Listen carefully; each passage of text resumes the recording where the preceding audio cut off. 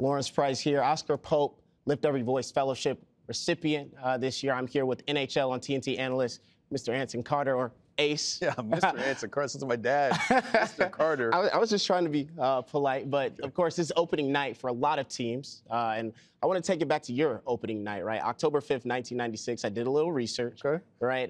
Can you talk me through what was that time like, right? It was nerve-wracking. You grow up when you're trying to prepare for that one moment where you make an NHL roster, hopefully you play your first NHL game. I remember I didn't sleep at all that afternoon. We played against the Chicago Blackhawks. I think we got smoked, 5-0. I was a fourth-line player because the game had changed. Back in the day, young players had to pay their dues, so we weren't automatically given first or second line duties. We had to work our way up. So I was playing on the fourth line. Didn't play that much, but I just took it all in. The smell of the popcorn, listen to the fans, the national anthem, and just looking around playing against guys like Chris Chelios is, it was a dream come true because I remember seeing those guys growing up on television all the time. If we stay on the opening night topic, a guy that we've seen or be viewed as ready for this level, Connor Bedard for the Chicago Blackhawks, right, regarded as the next one. Can you parallel him to any player that you've seen before? I really can't because the skill set's so different. You know, this newer era that we had coming out of the lockout, I believe in 2005, I think it was.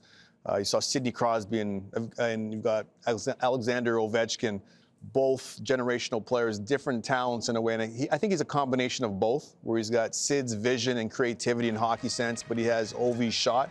We have to remember he's 18 years old, and that's the thing we got to pump our brakes. You know, expectations are high. I hope he does well, but he's still a kid. It's not what he's like today as an 18-year-old player.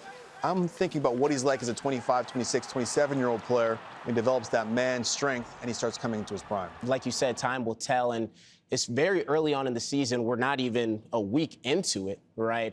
For the viewer, what do you expect or the goal or significance of this part of the season when there's so much more to play? You want to get your legs under you. We always use Thanksgiving as the date and the cutoff as where players and where teams are to determine where you're going to make that postseason, whether you can make that postseason or not.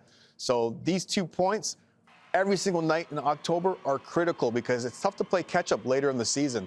Now is the time, if your focus is a hockey club, you can start stealing some points because not everybody's on their game at this point in the regular season. When the calendar switches in the second half, that's when everyone's more focused defensively, and I like to say the rink starts to shrink and it becomes harder to get those points.